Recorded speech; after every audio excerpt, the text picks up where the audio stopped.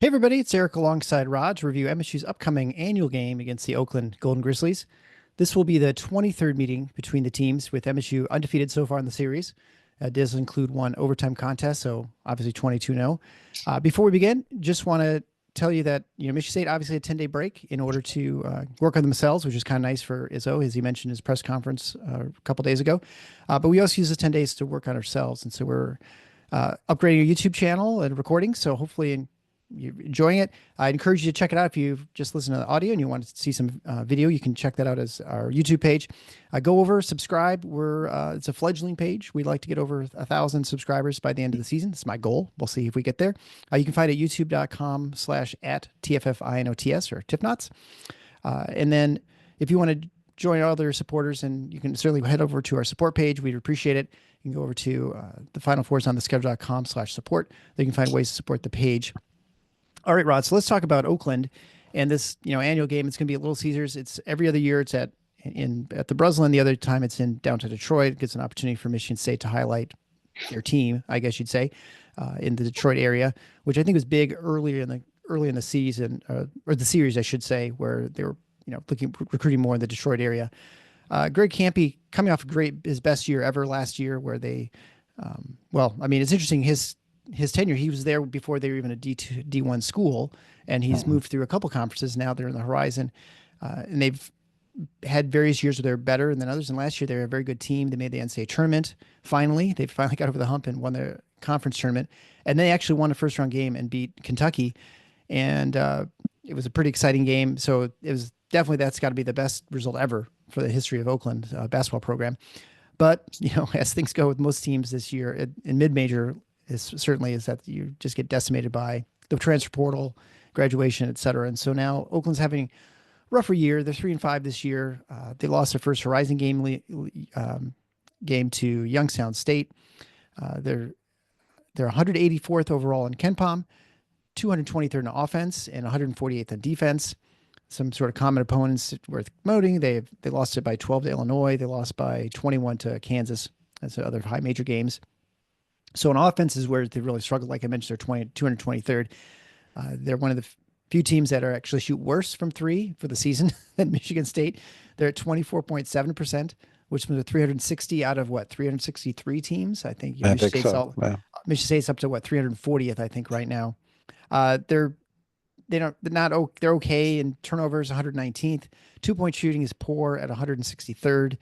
And other than that, it's been really bad. They don't know offensive rebound at all. They don't get to the line very often. And when they do, they don't make them. They only shoot 61% from the free throw line.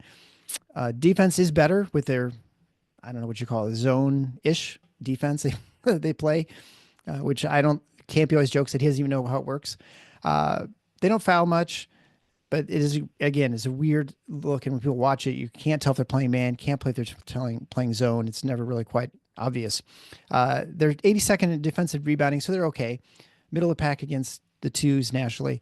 They are poor against the threes, allow a lot of attempts, which is not surprising with playing more of a zone defense. And opponents hitting about 37% too. And they're very, very slow. So they're 358th out of 362 teams in average length of possession. So we're not going to see a slower team for the Spartans this year. Yeah, probably not. Let's reset a little bit. So probably the best year. And Campy's been to the NCAA tournament before. Last year was not his first appearance, but it was his first one in a long time.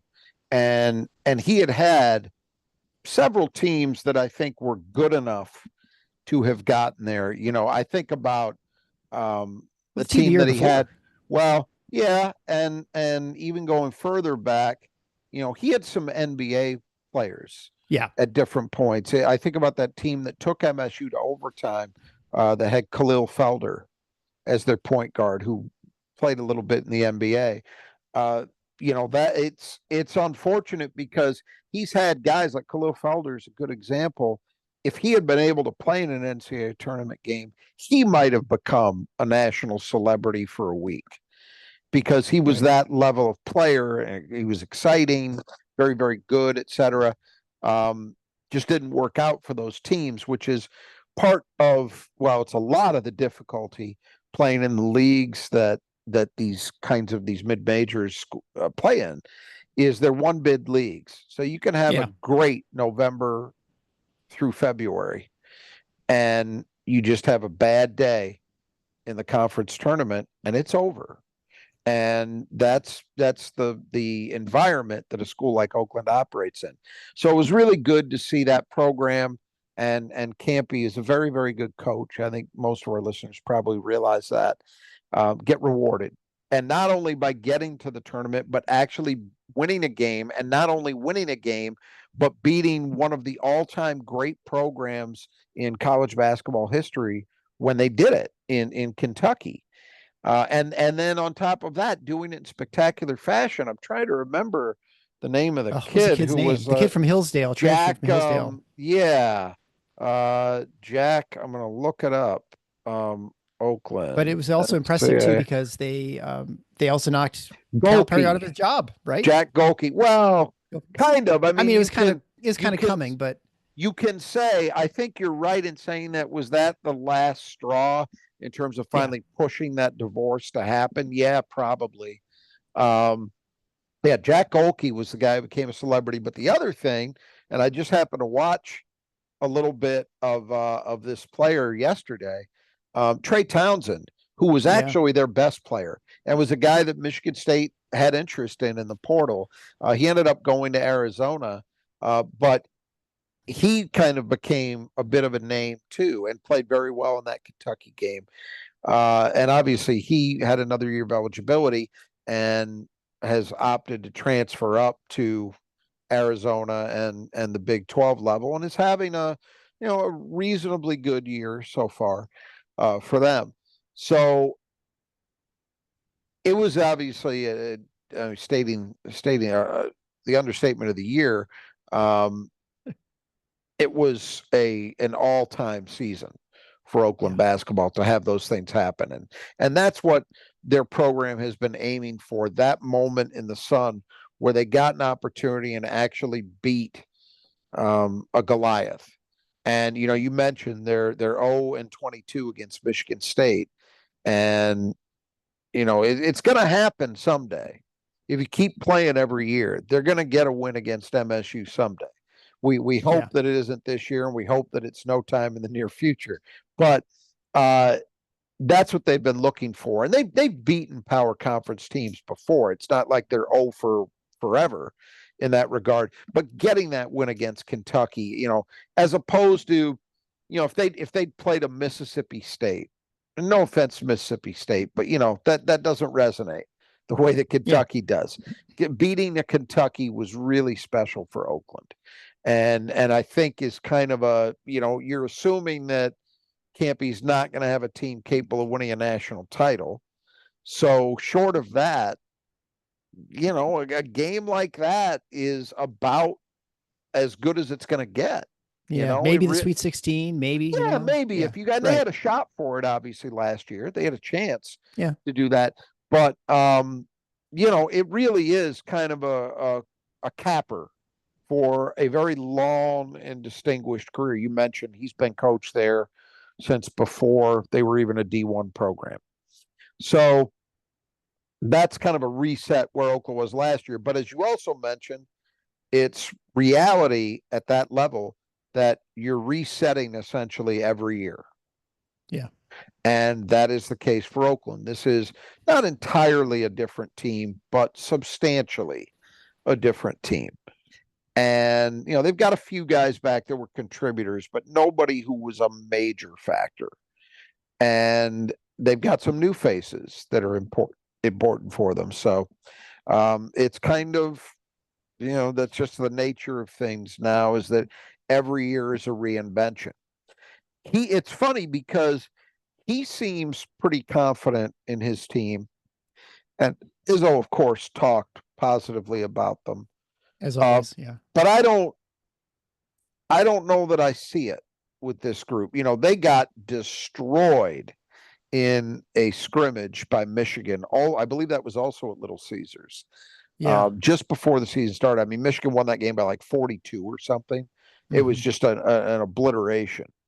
And that was the first moment I thought, wow, they may really be down. I think that their results since then are kind of up and down, which is what's reflected in the numbers you mentioned. That you mentioned those high major games. Look, 12-point loss at Illinois, 21-point loss at Kansas. Those are not embarrassments, particularly the Illinois game. I think that's a reasonably decent showing. They won't be happy about losing their conference opener to Youngstown, but whatever, that's going to happen. On the positive side, they just smacked Toledo, who has been traditionally, at least in recent years, a very good team, arguably the best program year in, year out over the last, I don't know, 7-8 years in the MAC. And I think a team they expect to be pretty good again this year. And Oakland just walloped them. So it's hard to know what Oakland really is at this stage, but I do think they're down. Obviously, they couldn't almost help but be down from last year. Yeah, you look at the numbers offensively; it's been a struggle. And here's the thing: I heard Tom Izzo talk about how they've got guys whose track record suggests they should shoot the three better than they have, and I'll buy that. That might well be true, but there's a big difference between Michigan State struggles and Oakland struggles. And we've talked about this from time to time on our show here. Typically, if you see a team that's shooting free throws well, that will eventually translate. That means that you've got guys that are essentially reasonably good or have the potential to be, at the very least, to be reasonably good jump shooters. Those things tend to correlate. Oakland shooting 61% at the line. That's an abysmal number. I mean, that is like rock bottom. And so that tells me that maybe their 3-point shooting struggles aren't just attributable solely to a bad start. They might just actually not be a team with a lot of shooters. So that's one comment on the offense. The defense, they're a little better than they are on the offensive side, actually considerably better because they're really bad offensively and they're just mediocre defensively. But it's that shape-shifting amoeba defense, whatever it is. That does create problems for people. And they don't generate a lot of turnovers with it, but it is the kind of thing that if you're not focused, it can cause you problems with giving away possessions, not because they're generating steals necessarily, but just because of your own mistakes and your inability to attack it efficiently. I think the weakness, as you mentioned, is obvious because they're in a zone. They're almost any zone. If you're able to work the ball reasonably well against it, you will get open perimeter looks. That's just how it goes. And teams are getting a lot of them and they're hitting a lot of them. So that suggests that the opportunity should be there for Michigan State to continue finding its new level as a shooting team, to show some consistency, coming off 2 very good performances actually from 3 in their 2 Big Ten games. So the opportunity at least should be there. The one thing I'm interested in, one of the few stats where Oakland kind of checks in almost bordering on being good on a national level is their defensive rebounding. Like they're 82nd. 82nd, yeah. Yeah. That's a good number, particularly for a team that does not play size. I mean, this is not a big team. But you can, sometimes, even without a ton of size, if you're just disciplined and you execute properly, you block out. You've got guys with a nose for the ball. You're not letting guys slip away from you and just find space for offensive rebounding. You're being disciplined in how you go about it. You could be pretty good, and Oakland's obviously done that. I think it was impressive the job that they did against Kansas. Now, Kansas is not a great offensive rebounding team at all, which is surprising given their personnel, but they haven't been. And Oakland shut them down. Illinois did a little more damage, but it was only a good performance. And Illinois is a very good offensive rebounding team. But they just had a good day. They didn't go crazy. They held them under 40%. So it was just it was a good performance, not a great one. But the reason I say it's kind of strange is typically that's an area that's a real vulnerability if you're playing zone. That's what I was going to mention. Yeah. Yeah. And so I'll be curious to see how it goes against a Michigan State team that's been very good on the offensive glass. Well, so it's also a weird zone, right? I mean, it's not like your traditional zone, which it's not like a matchup zone. I don't know. Well, even Greg Campy doesn't have an explanation for I can't begin to tell you what the rules are for that thing, because at times it morphs and it seems like, well, they playing a box and one. Is it a matchup? Not really. It's hard to it's hard to grasp. That helps probably the rebound. It's probably the differentiator from other zones, in that it allows for better rebounding. I'm guessing. I think the one thing that goes against Oakland in the whole matchup in the series for Michigan State, and why they found success against Kentucky and other teams at times, is Michigan State sees this every single year. So I mean, if we get to a point where Michigan State's turning over the roster significantly from year to year, then maybe at that point. You'll say, well, no one's seen it, but now everybody's at least seen it once or twice in their career. So it's not really a surprise what's coming. Well, but keep in mind, this is something that Campy's only started to do in recent years. It's not like he's done this for 30 years. For a lot of years, they were a man team. And he had some rough defensive years. He had teams that were kind of the polar opposite of this one. He had some years, I think about like the Khalil Felder era, where they were really good offensively, but they couldn't guard anybody. And I think he went to this out of desperation's probably strong, but, just to try to solve the problem, saying we got to try something different. And so this year you have a team that's at least, decent in terms of stopping people, but they're just really struggling to score. But you may be onto something for, Michigan State. I think just the regularity with which they see Oakland certainly can't hurt. Yeah. I mean, to your point too, though, you continue playing someone, eventually they're going to get you just by chance. They're going to have that night where they shoot. Well, it's inevitable. 40, right. Yeah. I mean, whether it happens in meeting 40 or, God help us, number 23, right. is up for grabs. I mean, we'll just have to see how it goes, but eventually they're going to get one. I think the question now is Greg Campy the guy who gets one? Right. Well, and then, of course, the natural question after that, if there's no Greg Campy or no Tom Izzo at some point, does the series continue? Right. I mean, that's either you got a point. Sort of thing. You got a point. Oh. Yeah. It would be a shame if it didn't continue, because I think it's really good. It's been really good for both schools. Obviously, Michigan State gets wins, but Oakland gets that high-profile school, and Oakland always plays tough. I mentioned they've already played Illinois and Kansas, right? And that's fairly normal for them, but it's different when it's in state. And Michigan historically won't play them. I mean, they played them in a scrimmage this year, but John Beilein just shut that down.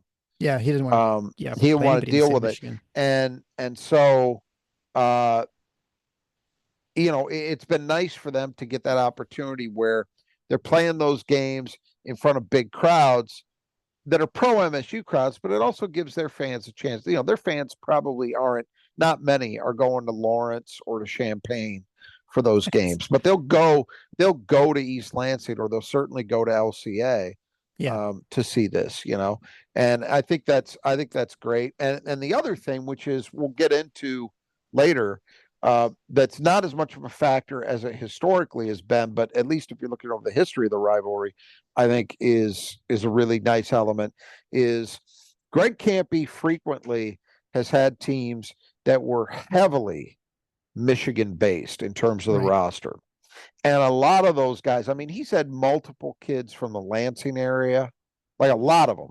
There was certainly a period of time where it seemed every year they had one or two guys, key guys, that were mid-Michigan products, and so to give those guys a chance to play for a school that a lot of them probably dreamed about playing for, and for whatever reason just didn't work out, that was always it was a scary feature of it from a Michigan State perspective, But I think it was overall, it was a good thing to see that kind of matchup occur. As I say, they've got fewer guys with Michigan backgrounds now, which is, I think, a function of the portal and all the things we're seeing everywhere in college basketball. Even Michigan, take a look at Michigan State's roster Yeah, and same find, thing. but and there are other things too. Like for MSU, it's clearly also, well, how many MSU level guys is the state producing currently? It's not as much as it used to. So there are other factors there as well. But I think in terms of the rosters, maybe it doesn't have quite as much of the home state flavor that it traditionally has had. But it's a nice element to it. And I hope the game doesn't go away anytime soon. Yeah. The obvious corollary, the fact that there are less Michigan State caliber players, is that just trickles down to all the schools in the state of Michigan, just less players who are D1 players, right? And, Yeah, you get the yeah. MAC layer too. It kind of. I think it's been more profound at the high level. I Sure. really Okay. do.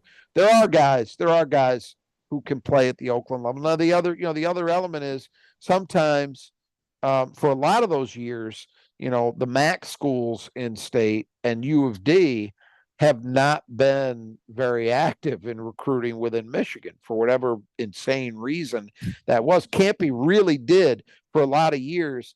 He was the default choice for a guy who's not quite Big Ten level, wanted to stay local. Oakland became the choice. Well, that's starting to change. You have DJ Stevens at Western. You have Mark Montgomery at U of D, who are Yeah. obviously Michigan guys. They're going to recruit the state.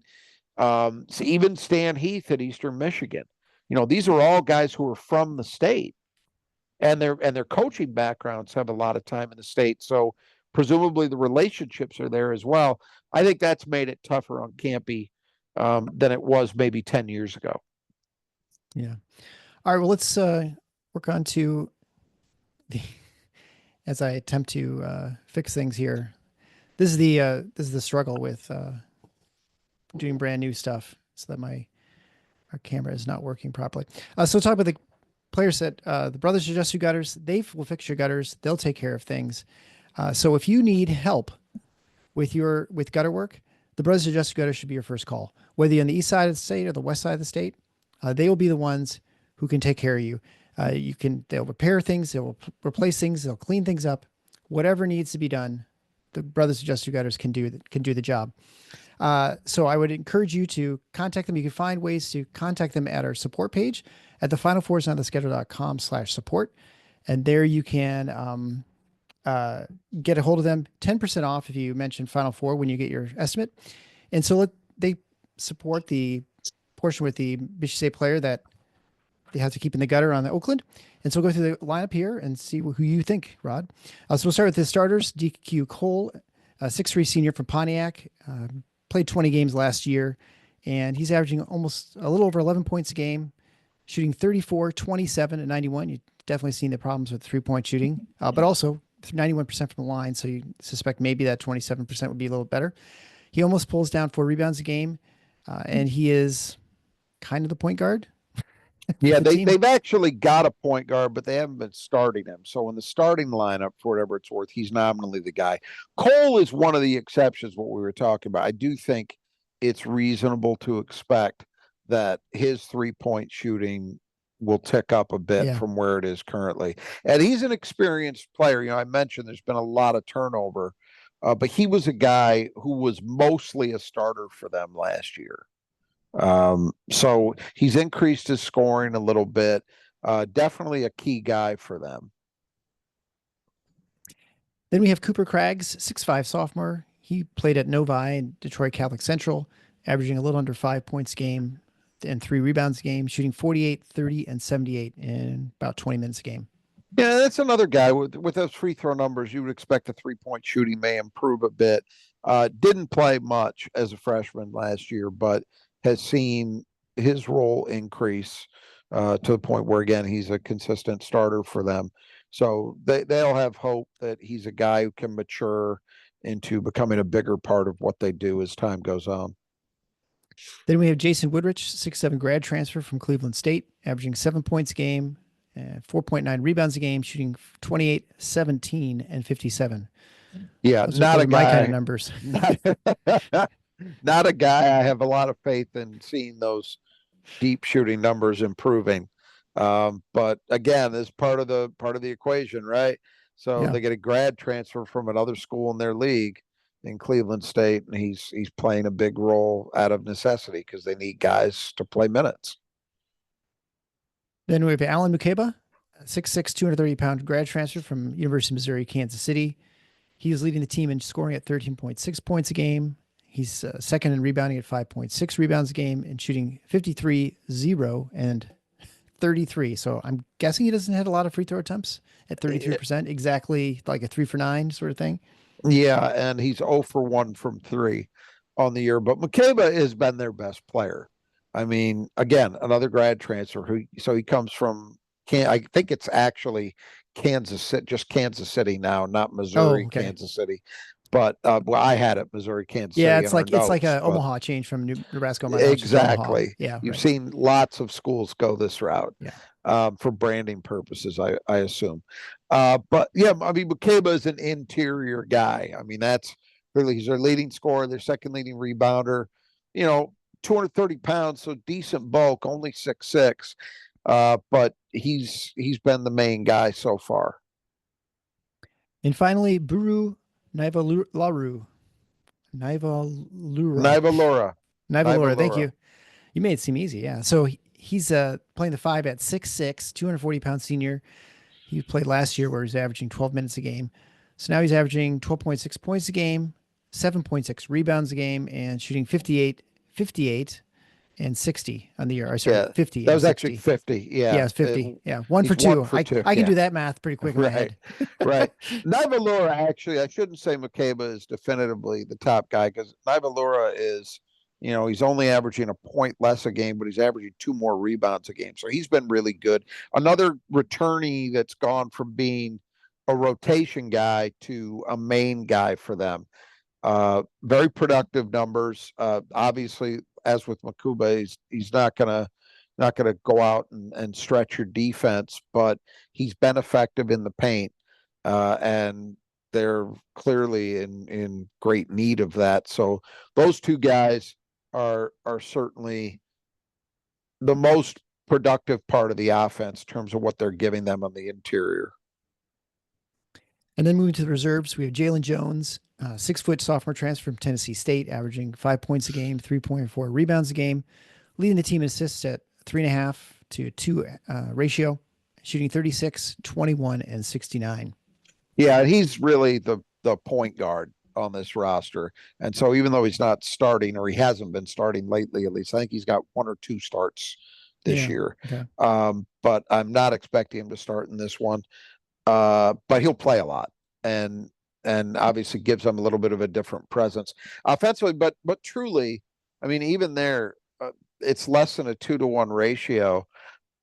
If you want to try to understand why Oakland is struggling so much offensively, yeah, shooting's part of it, but that's likely being exacerbated by the fact that they don't really have that standard issue playmaker type on this team, Yeah.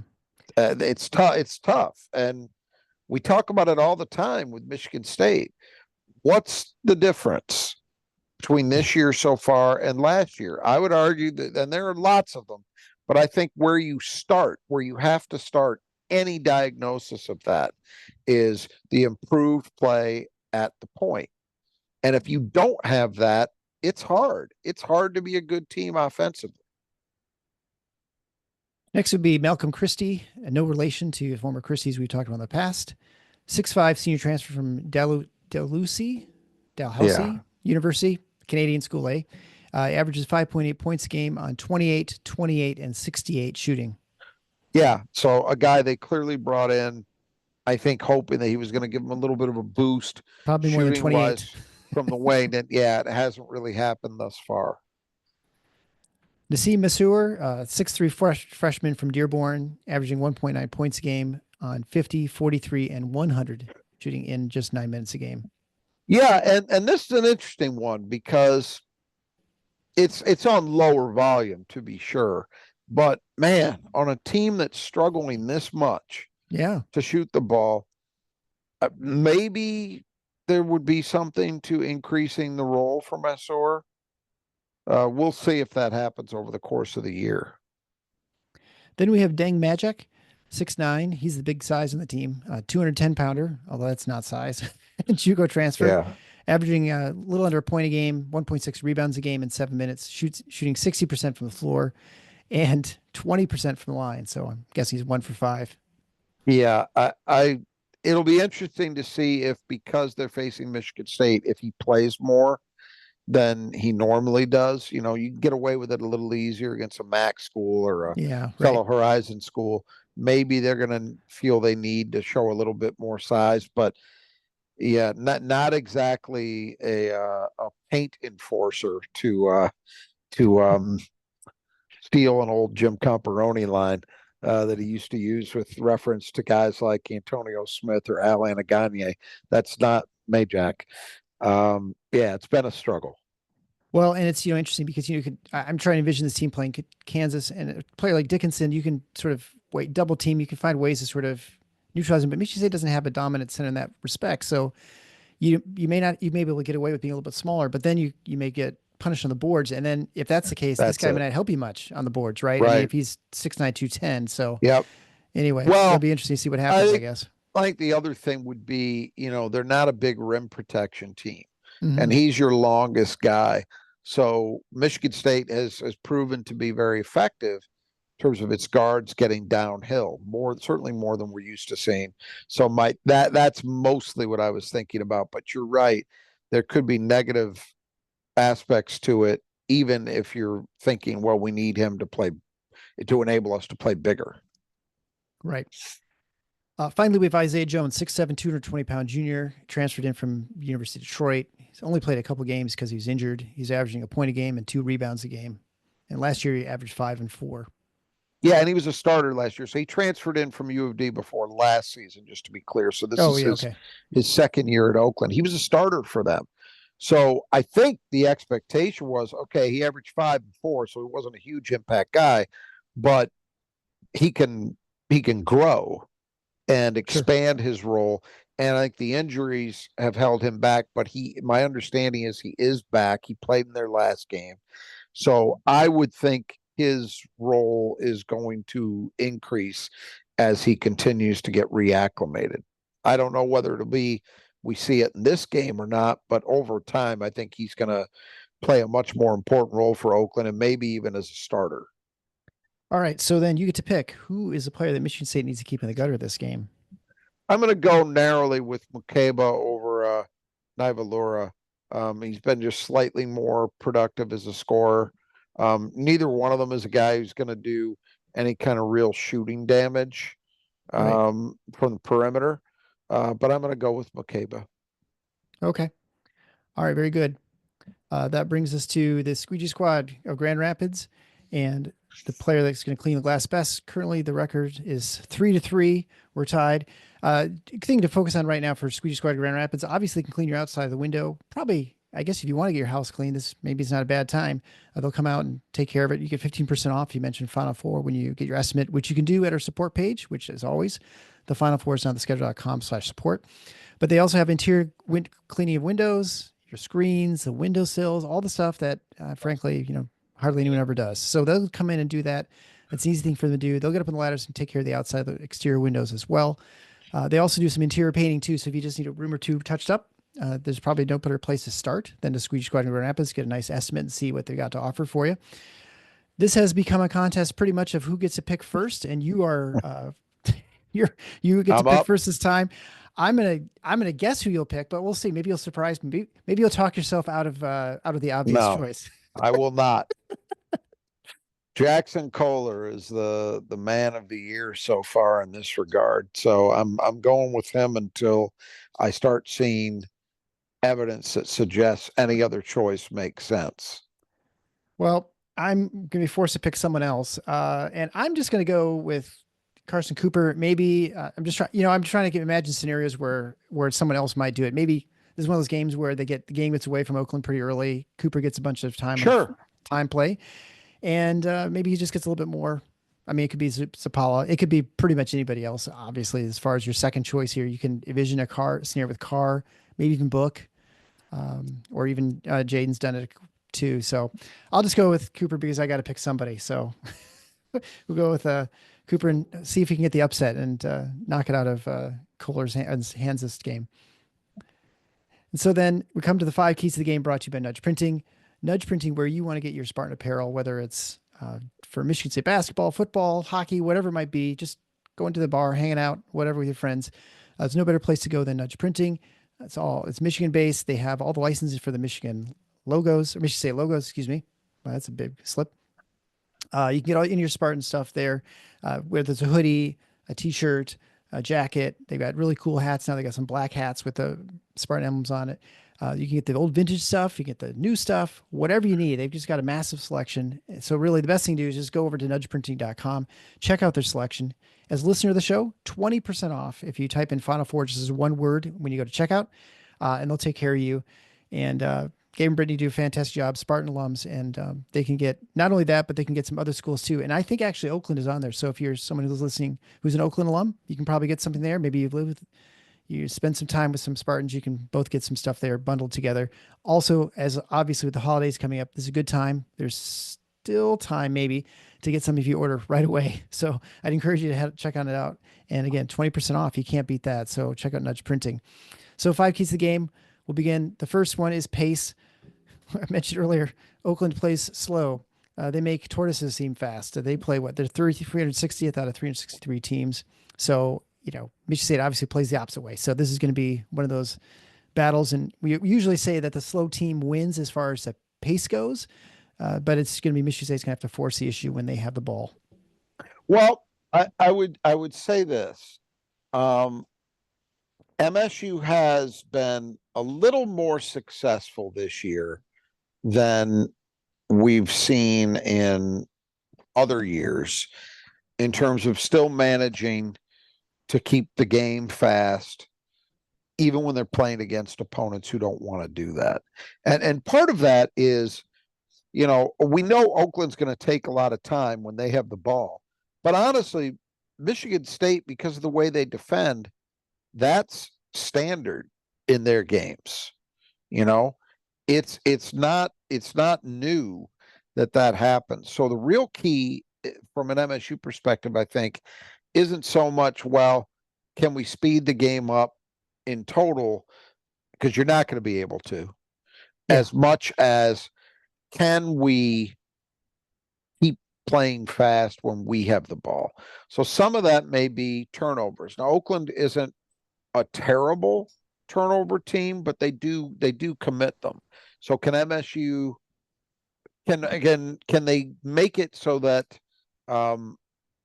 a certain proportion of those are live ball turnovers and they can turn those into points? Really, in this game, it's two things. One is how many opportunities are there going to be for them to score in transition? Because they've managed to do that. Minnesota was a very, very slow paced team. Didn't feel like it though, the game. Not that far off where Oakland is. And MSU was able to get on the break. And so that's going to be interesting to see. Can they, now you mentioned, Michigan State having familiarity with Oakland. Well, it also goes the other way. Greg Kampe knows that he's got to have his guys ready to balance the floor, and they don't rebound offensively anyway. So it should be fairly easy for them to get into that mindset of, hey, everybody get back once we have a shot go up. Right. So that's one element. The other thing is something we've harped on a lot, which, may also be slowed down because of the nature of Oakland's defense, but it's how fast can you play in the half court? Yep. Against the zone, right? And that's where it may prove very difficult. We'll have to see. Can Oakland zone really slow down Michigan State from that perspective? I feel like it was the last couple of years, but maybe I'm misremembering. I just feel like Michigan State just didn't play fast the last couple of years. So that's maybe more Michigan State than it was Oakland. It was both ends. Whereas this year and look, this MSU team, in fairness, now they haven't played a zone exactly like this, but their execution, in my view, against zones has been up and down. Yeah. They've had moments, and typically Michigan State is a very good team against zone defenses. Historically, Tom Izzo teams shred zones. Like Yeah. rarely do we see years where you can get away with playing it for long stretches. They'll kill you.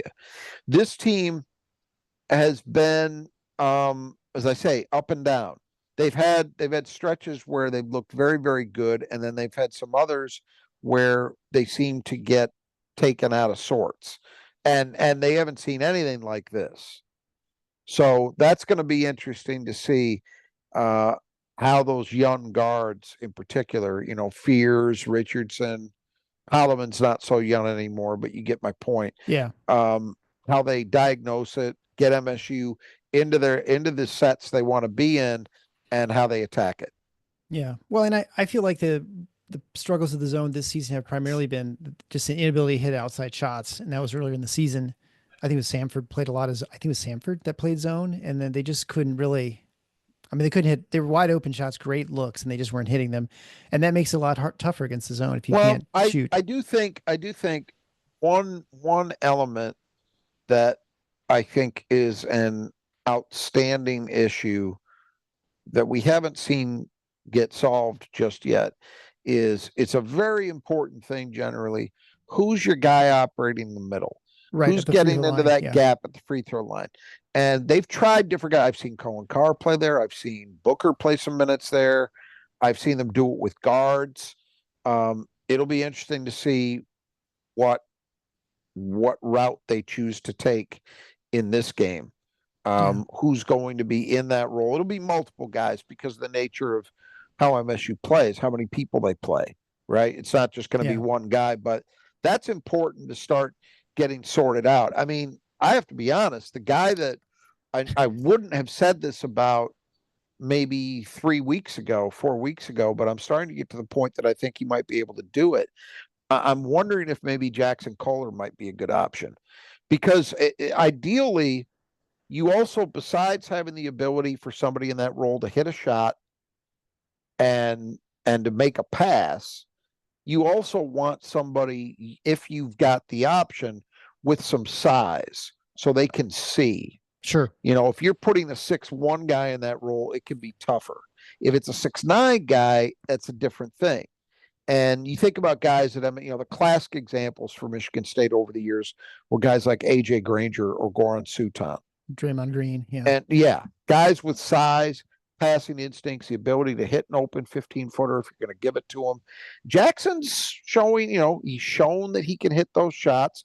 He's really improved, in my view, his passing. Yep. So that's why I say 3 weeks ago I might not have thought about that, whereas now I do. I'm going to be curious to see if they put him in that role at all in this game.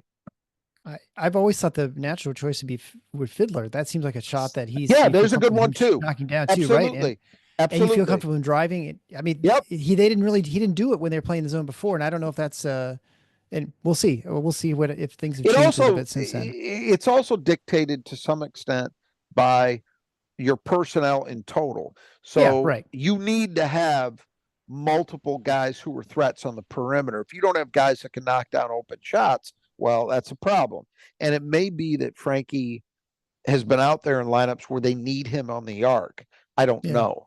But he's another, that's a good call. He's another guy who, at least in terms of his skill set, it kind of makes sense. Well, the second key to the game is rebounding. Michigan State has been very good this season. Oakland, not so much, especially in the offensive glass. Oakland has done virtually nothing. Michigan State's elite. They're like sixth in the country or something, defensive rebounding. So very, very good. Offensive rebounding is also extremely good, not elite levels, but they're still extremely good. So, this is a game where you expect that Michigan State can get a lot of things done and get some extra possessions, extra opportunities to score. Yeah. Well, I think at one end, it would be very disappointing to see Oakland do much of anything on its offensive boards. They don't offensive rebound. They really don't. And Michigan State is, as you said, they're elite. They're top 5. I thought they were 4th, actually, last time I looked, but they're up there. They're top 10 for sure in defensive rebounding rate. And so that element of the game should be automatically Michigan State domination. The better question is on Michigan State's offensive glass, because as we talked about earlier, Oakland's actually done a pretty good job in terms of its defensive rebounding. Michigan State's been very, very good. I think you're right. They're not quite at the level where you'd say they're elite, but they've been very good on the offensive boards. Can they do that again against a team that has done a decent job and I'm sure is going to be emphasizing that as part of what they have to do in order to have a chance for an upset? I can't imagine that Greg Campy's game plan does not include, we've got to make them one and done. Yeah. Well, just looking at Torvik, Michigan State's a 35.9% offensive rebound rate, which puts them 34th in the country, and 22% defensive, which is fourth. Like you mentioned, they're elite. They're up to 339th in 3-point shooting. So someone has had a bad shooting day. So they're from 340th. So the third key to the game are mistakes. And so this is something Michigan State early in the season did not really have an issue with, but the last couple of games they've had some problems turning the ball over. 17 against Nebraska. We said, one was not real, but still quite a few. And it gave Nebraska a little bit of momentum early in that game. They ended up not being able to do much and then just got steamrolled by Michigan State. The turnovers really didn't make a difference. But, this is one of those things where the weird defense and if these are some bad habits that Michigan State's getting, this could be a neutralizing factor as far as times of possessions, opportunities to score. Yeah, for the first time this year, Michigan State is outside the top 100 in terms of turnover percentage. Right. Now, it's still way better than Izzo teams traditionally are. If you took the last couple of years away, it would stand out as being one of the best. But I think it was sloppy. The game against Nebraska in that area. Everything else was fantastic. That was the only thing you could look at and say, well, that's something we need to tighten up. And again, this defense is not built to generate turnovers. It's not a trapping zone. They're not aggressive with it.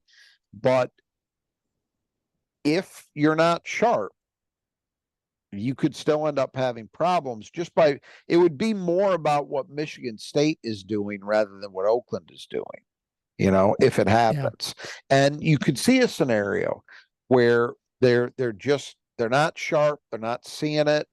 Guys are getting confused. They're trying to do too much. They're maybe too casual. It's all different ways it can cut negatively. But I think you want to see them get back on the beam and play a relatively clean game. That would be ideal. Yeah.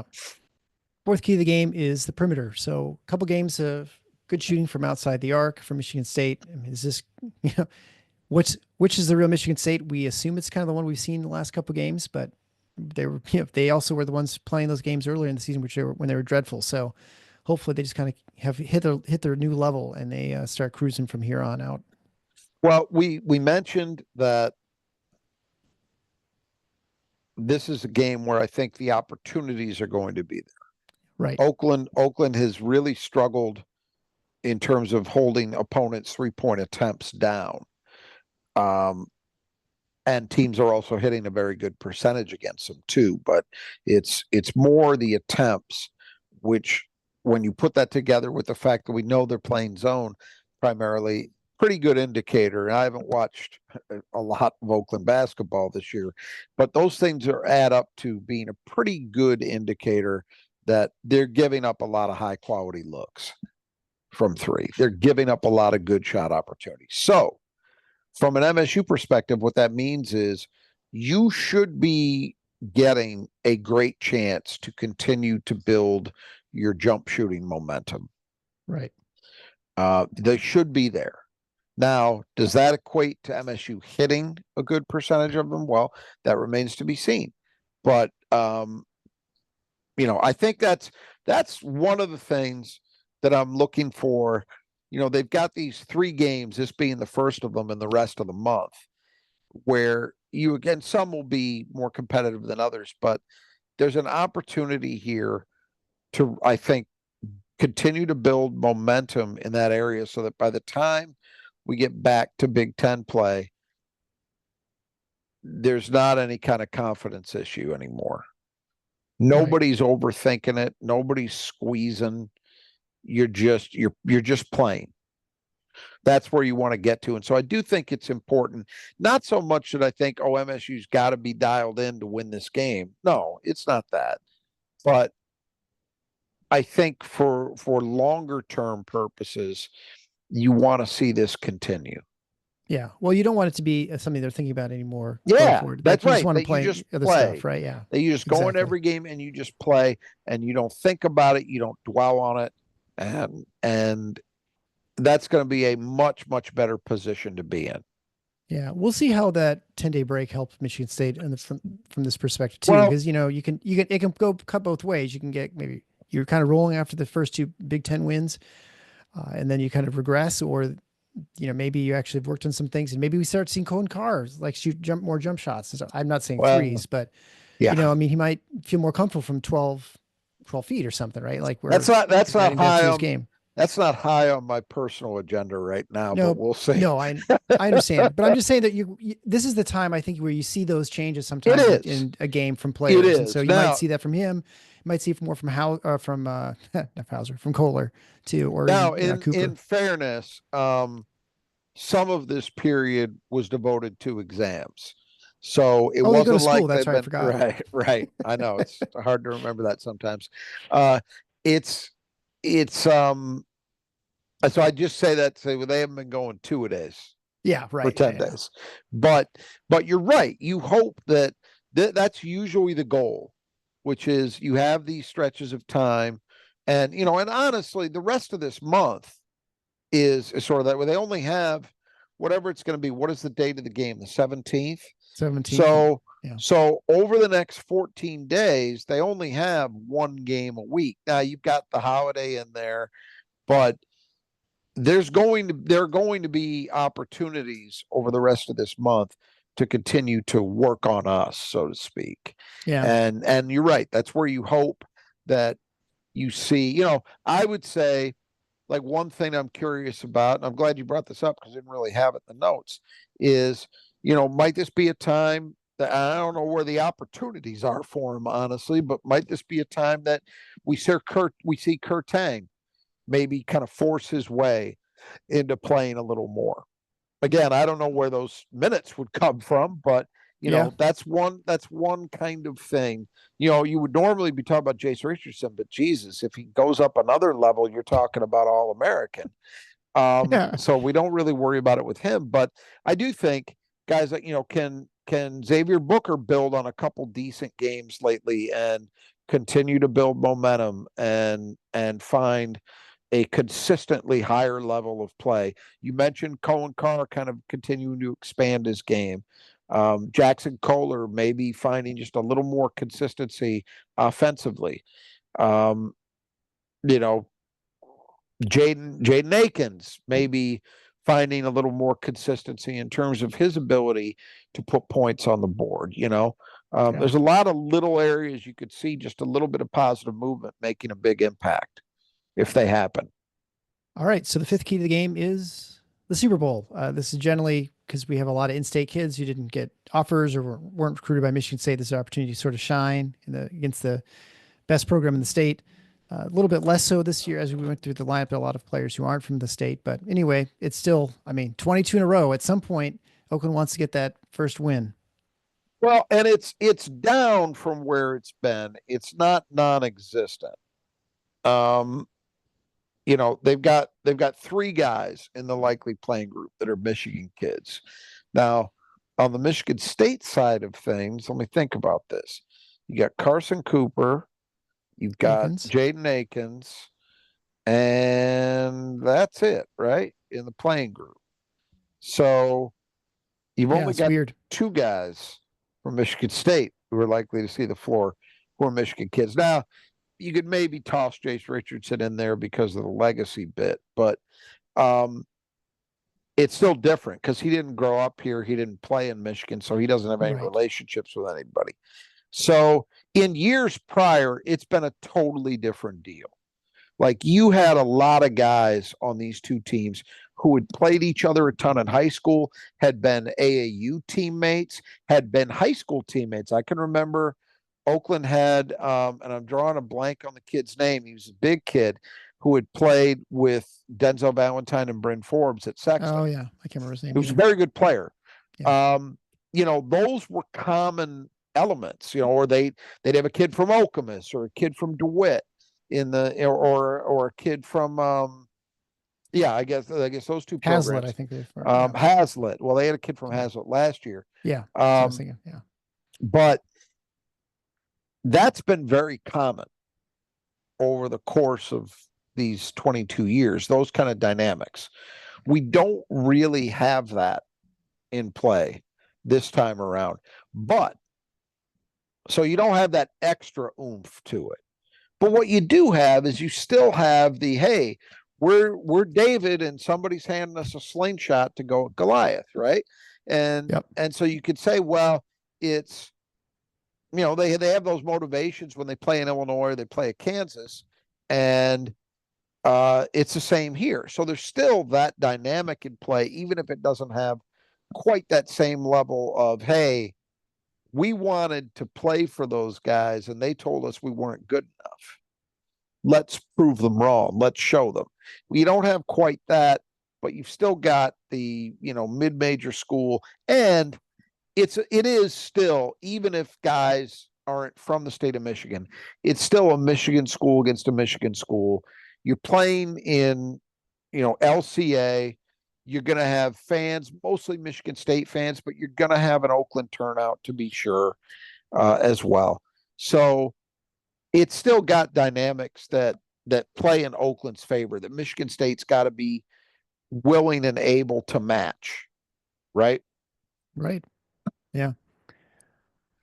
All right. So I guess any final thoughts about the game? I think, overall we got a team that's hungry, that wants another win, or its first win against Michigan State. Obviously, it's going to be played in Detroit, mostly a home crowd still. All the people who don't have an opportunity to watch Michigan State very often can watch them play. I don't think the shooting environment should be hard because it is a pro arena, right? So it's not like that's going to be much changed. And then is it just, do you think it mainly is going to come down to pace as sort of the differentiator between and rebounding? I mean, I feel like those are the two main things that are going to define the game. I think that the way that it could turn into a complete laugher is if it gets fast. Yeah. If Michigan State is able to get a lot in transition and they're able to get shots up, with fairly early in the clock when they're in the half court. All right. Then I think maybe, a big win is maybe in the cards. If they're not, if Oakland's able to win that battle, then, you could have a more reasonable kind of margin. If you look at those games against Illinois and Kansas, and I don't think either of those teams is a perfect comparison point for MSU, but certainly in terms of talent, they are. Sure. 12 and 21. Those are solid wins, but they're not blowouts. They're not 30-point plus, high major against mid-major kind of games. And so I think that tells us that it's possible that this becomes a little more of a grinder than MSU fans would like to see. I think that the rebounding game is where MSU can absolutely carve out a big advantage. Yeah, I do think even though Oakland's numbers are very solid in terms of defensive rebounding, I just think, and I especially like the way, not just the results, but when you watch, this is what you can't tell from just looking at stat sheets. If you've watched Michigan State recently, and I think this was true in Maui, particularly in the Carolina game, and then these two Big Ten games coming out of there, there's been an uptick, in my opinion, in terms of the energy and the intensity on the offensive. Guys are attacking the ball with a little bit more oomph than we had seen previously. And so you want to see that continue. And if MSU is playing that way, I think it's going to be very difficult for Oakland to keep them off the glass.